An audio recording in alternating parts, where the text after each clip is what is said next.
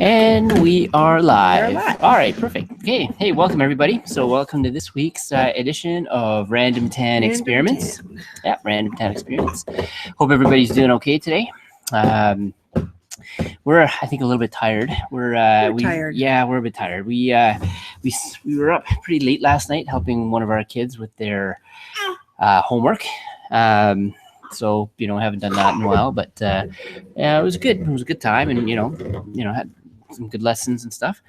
And today's been kind of a slow day. Then, yeah, today's been a good slow day. So if you guys are joining us for the first time, we're Jeff and Liz Tan, and we are full-time work-from-home entrepreneurs, and we also are full-time parents of 9 kids, awesome kids. No twins among them. No, yep, one at a time. One at a time. And we started the show because everybody kept asking us when you guys are going to start your own reality show, and people always have questions. And people always have questions. So just to share the answers to some of these questions, and just to share our story. Yeah. So yeah. So okay. So this week we have a question, actually. So we got a question, and so we're just gonna answer. So the question was, how do you find time for each other with a family of 12? And how often do you have personal time as husband and wife? Like, do you guys do date nights and stuff? And how has your vocation as husband and wife changed as your family grows? And so awesome. So we're going to talk about all 3 of those. First, just in case some of you guys are trying to figure out the math, why we're a family of 12. So there's us. Mm-hmm. And our 9 kids, and Liz's mom. My mom lives with us too. So that's that makes 12. So 12 of us in our house. Yep. And as you can imagine, it can get pretty noisy. Yeah, pretty noisy. Right? Just a little bit. We're not so much busy as deaf. Is that's one of my favorite lines. Yeah. So, yeah. So, and I think, I think if we start with the first part of the finding time for each other, it changes from season to season. Mm-hmm. So when we were first married and we had really young kids, it was pretty easy because we had pretty easygoing kids to start with that we could pick up and go, and they didn't really require napping in their own beds, and so we would just pack them along, and and our kids would fall asleep in the car seat. So it was awesome. Mm-hmm. When they're very young, especially with just your first, when you just, like, after the learning curve, right? The first one can be scary, but if you kind of get into the groove, you'll get into your rhythm, right? And then you'll find that things are okay. Oh. Like this. And then they get older, right? And then they get older. 2 is huge in terms of the workload shift, right? So that you get it. And I think when you have 2 that are small, like if you have a toddler and a baby at the same time, and those are your only 2, I think that's actually the hardest stage, because none of them are old enough to be really helpful yet. And once they're old enough to be helpful, even if it's just, can you go get such and such for mommy? Go get mommy the diapers. Go get mommy the wipes. And then they're interacting, and you can start to see more of the relationships between the kids. That's really rewarding as well. But the timing for each other can be a challenge, and so that I think the key word there is intentional. Right. Yeah. So being intentional with our time. One of my favorite pieces of advice in marriage is, remember that you're married to each other, right? You're not married to the kids. And the kids will benefit from the strength of your marriage to each other more than they will benefit from you paying more attention to them. Yeah, I was reading something just recently too that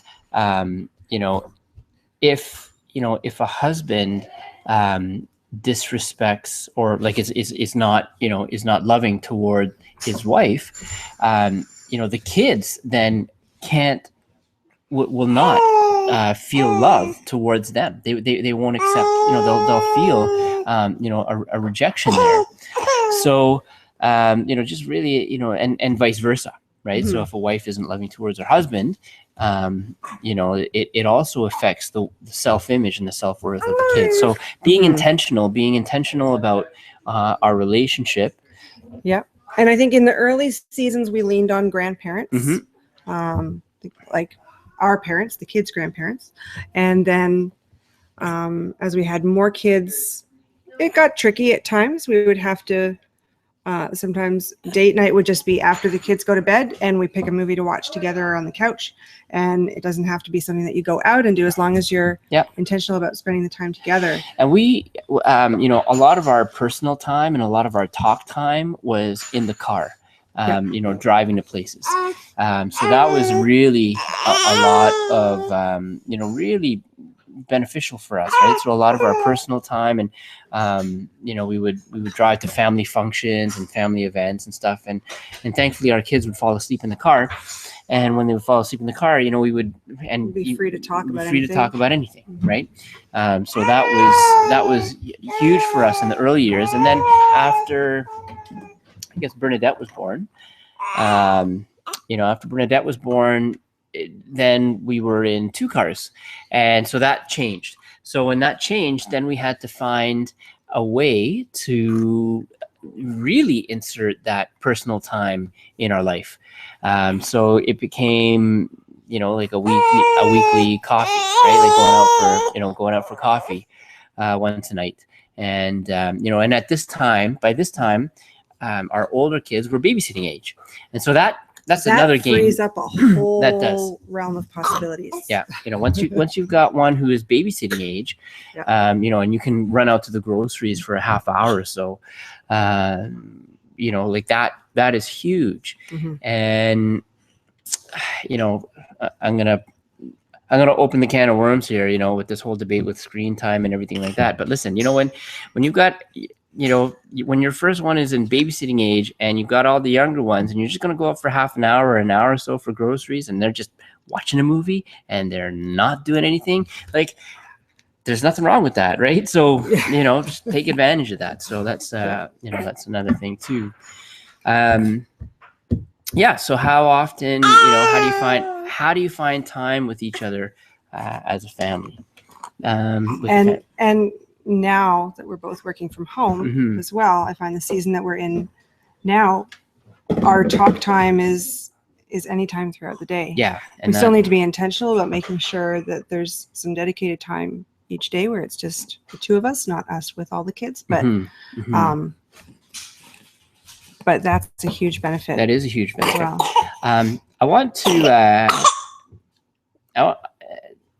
this is a good time to bring something up, right? Something that I've kind of noted over the years.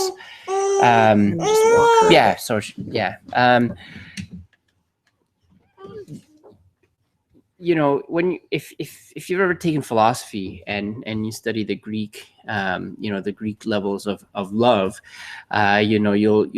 you'll find that the Greek actually had like a whole bunch of strata of love, and the foundation was called philo, which is friendship, right? So friendship is the basic foundation of love, and I think there's been a lot of confusion in our society about what love really is, and its stages, but you have to have friendship in your marriage. A lot of, you hear a lot of people say, I married my best friend, and that's great, but you got to remember, throughout your life that, this is your best friend, that you're married, because it's not always going to be, it's not always going to be, fireworks and diamonds. Sometimes you're just going to be hanging out, and that's okay. Sometimes you're just going to be, chilling out, and, each of you guys reading a book, and that's okay. But I think in our world today, there's an illusion, that everything's got to be, this big, huge whirlwind romance 100% of the time. And plus with social media and everyone portrays their best stuff, right? Everyone shows their happy moments. Everyone portrays everything when it's looking good, when the house is pristine, when the kids are all nicely dressed, and Yeah. So, you don't see that, sometimes things are messy and sometimes things are really plain and you're kicking around in your tracksuit. Yeah, like there is a reason why we do this show with our webcam here, because this is like the cleanest part of our house, sometimes, right? Like, if you look somewhere else, I don't even want to show you our kitchen right now because our kids haven't finished after dinner cleanup. Yeah, they're deciding to play cards instead of doing after dinner cleanup. Anyway, so we're going to talk about that after. So, but anyway, being intentional and understanding that, within a marriage, the most fundamental layer of that love is friendship, right? And it's got to be friendship, and as long as you remember that, then when those times of you like those unintense times when everybody's just kind of chilling out and just kind of hanging out, you don't have to read into that. Don't read into that. You're just kind of hanging out, right? Because you guys are best friends. So the other question, I know we've touched on it, how often do you have personal time as husband and wife and date night and stuff? Yeah, so we talked about being intentional about that. So how has your vocation as husband and wife changed as your family grows? So I want to start off answering this question by telling a story. One of my most favorite pieces of advice that I've ever gotten when it comes to marriage.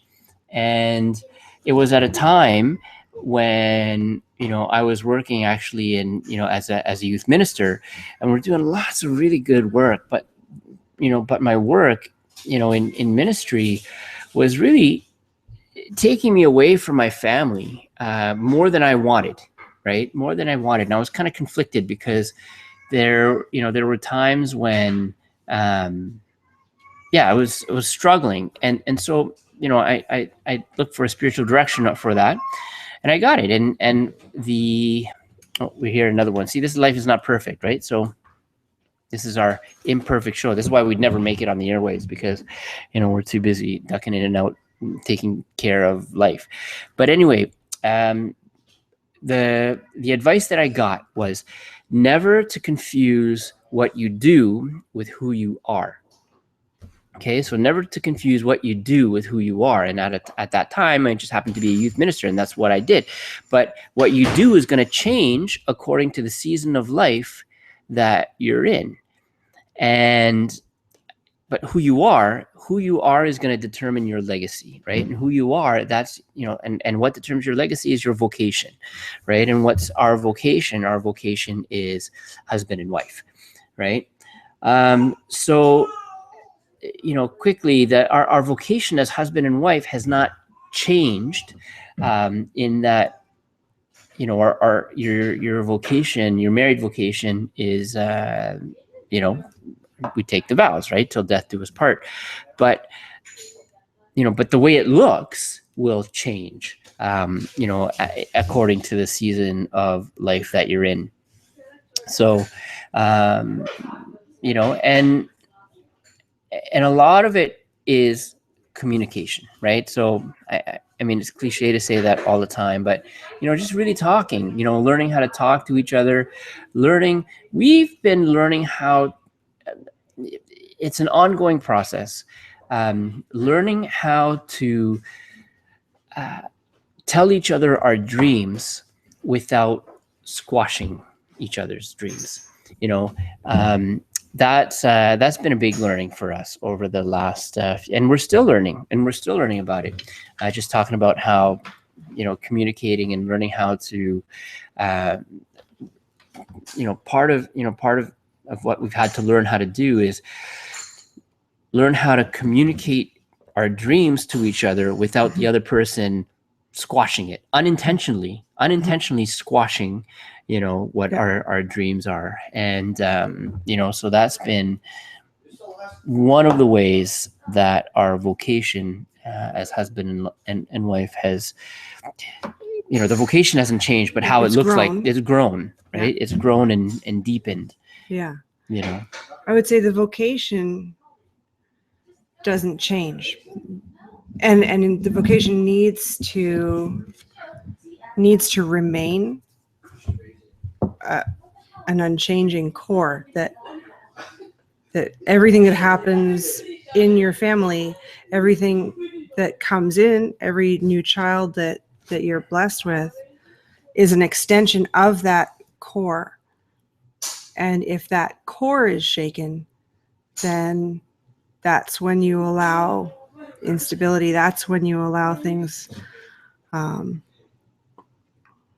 lose their footing.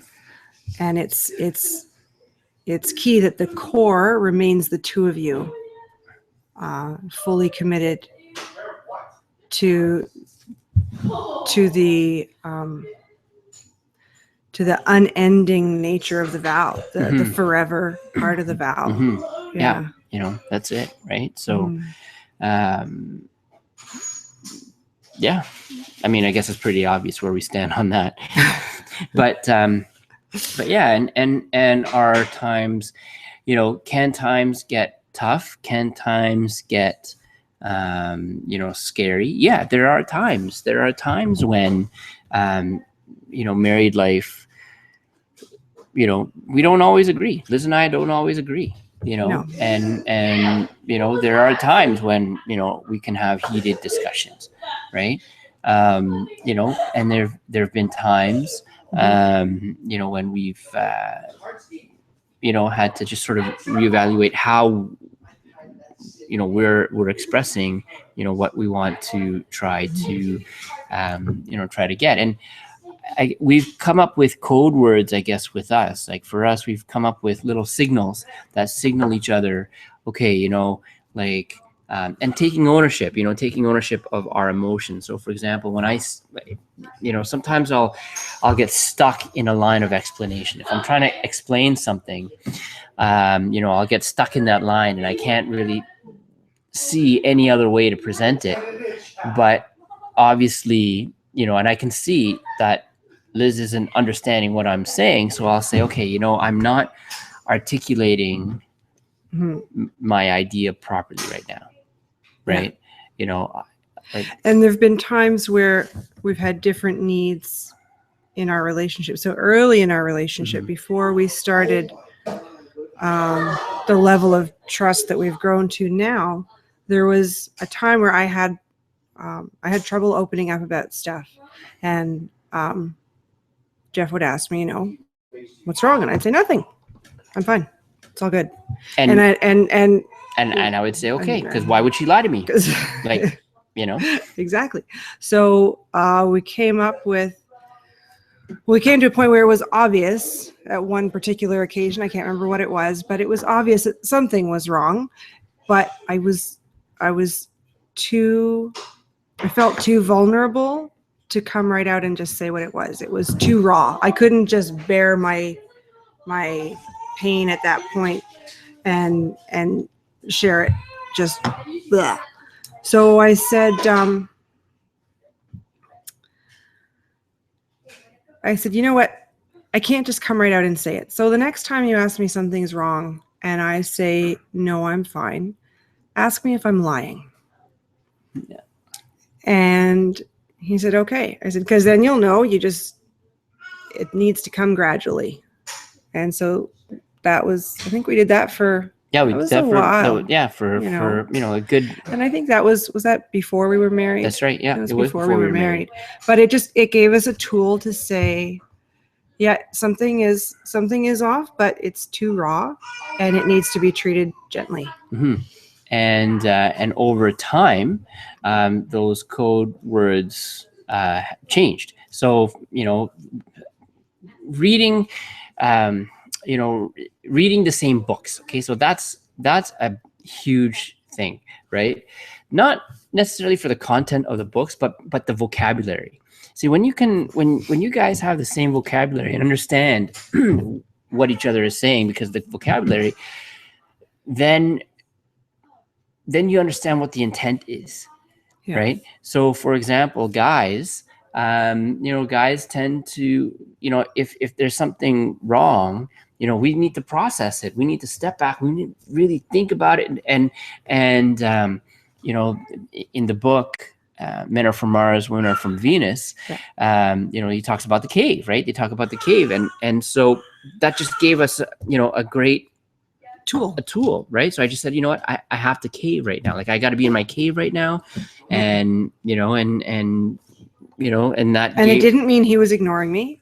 And it didn't mean that he was avoiding whatever issue. It just meant he needed to process. Whereas my process would have been, let's like talk this all out. His was like, and I was like, whoa, like, what's that? What's this wall of silence? Right. and then over the years, I got better at not that I got better, but I became more comfortable. I became more comfortable in letting Liz into that processing process, because a lot of times I was processing things that affected both of us, which direction were we going to go, quitting a great job and jumping into entrepreneurship. I mean, like that, that's scary, right? It's really rewarding. It took some trust. It took a lot of trust, right? But, just being able to communicate that, right? And communicate that and talk about it and say, okay, so this is, what I'm thinking right now. And so for me, I don't like to tell anybody my plans until I've done them, right? But obviously that's not going to really work, within the context of our vocation, right? Yeah. Within, because it's a partnership and it is, we're in this together. So, so I've come up with, some of my code word for that is saying, okay, I'm going to present I'm presenting a half-baked idea.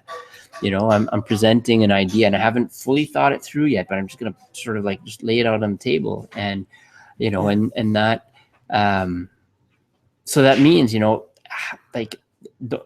don't pick it apart, right? Don't squash it yet. Don't squash it yet. Because my tendency is to look at details and logistics. And if someone presents an idea, I'm going to say, okay, so that means we need to think about such and such, and we need to know how we're going to get it from A to B. And we need to have a list of all the requirements. So and I'll start going through that stuff. And it can feel like I'm just chipping it apart.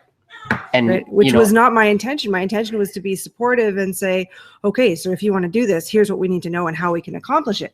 But it didn't feel. But for me, it feels like running into molasses, right? And and so we've had to learn, that's how each other reacts to, and even I used to tell. When I was a teacher, I used to tell my students this, respect is subject to the eye of the receiver, right? It doesn't matter if you think you're being respectful, it doesn't matter if you think that you're being, helpful or respectful or whatever. If that other person doesn't feel respected, then you're not respecting them. You might think you are,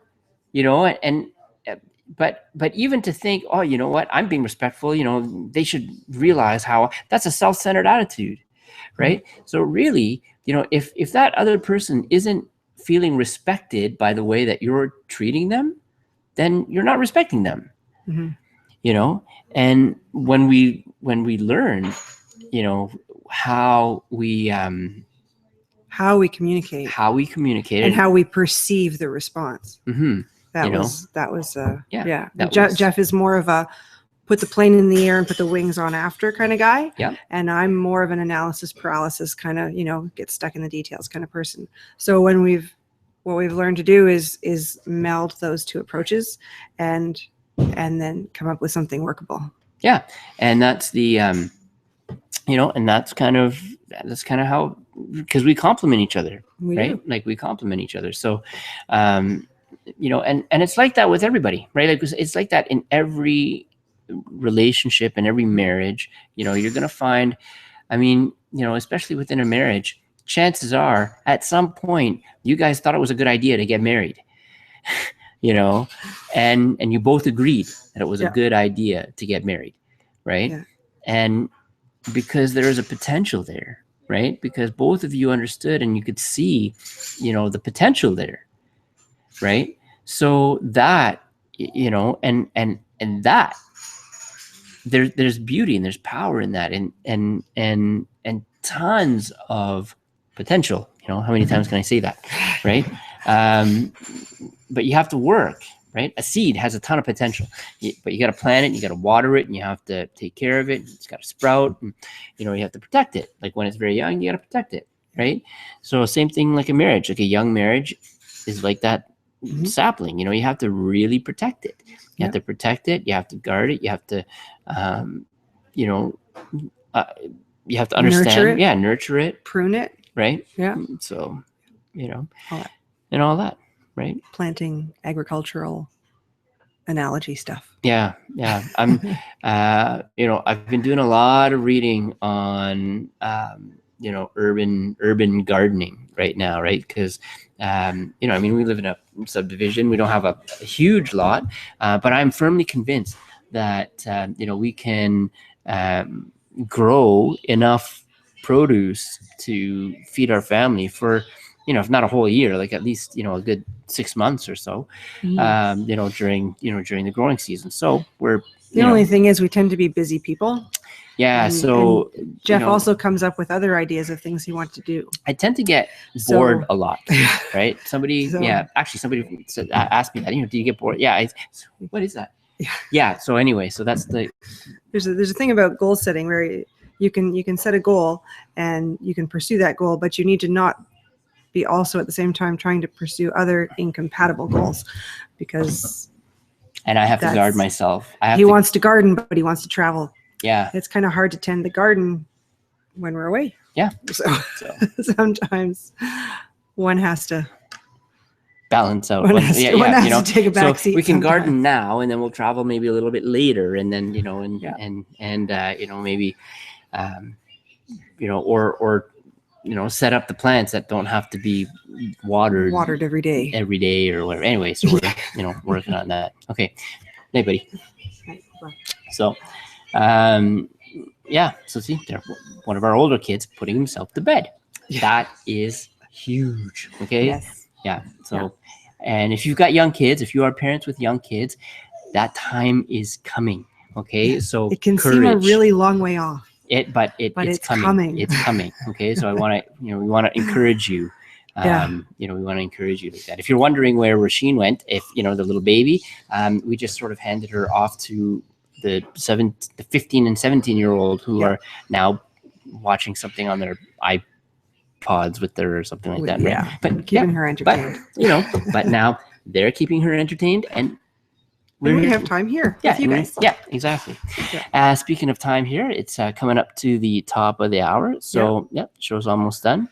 Once again, send us your questions to randomtanexperience@gmail.com. Also, if you haven't figured it out yet, or if you haven't found out, join our Facebook group, #randomtanexperience.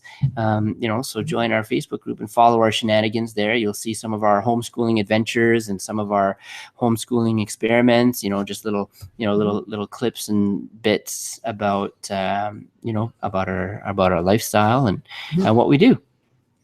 All right. So send your questions, and we'll see you guys next week. Talk to you later. Bye for now.